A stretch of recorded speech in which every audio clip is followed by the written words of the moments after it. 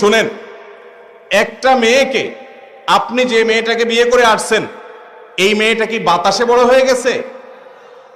জন্মের পর থেকে তার বাপ মা তাকে তিল তিল করে শত শত হাজার হাজার টাকা তার পিছনে খরচ করে তাকে বড় করছে, ঠিক না ঠিক?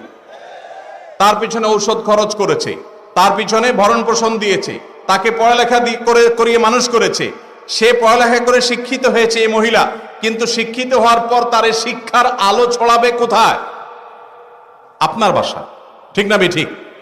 তাকে সুস্থ সবল রাখার জন্য ট্রিটমেন্ট করেছে, চিকিৎসা দিয়েছে, ভরণ পোষণ দিয়ে বড় করেছে। তার এই পুরো জীবন থেকে উপকার ভোগ করবে কে?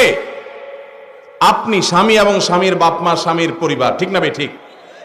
তাহলে উচিত তো হলো জামাই বাবাজি শ্বশুর শাশুড়ির কাছে যাওয়া, বেআই বেআইন সাহেব অর্থাৎ ছেলের বাপ মা মেয়ের বাপ মার কাছে যায় পায়ের কাছে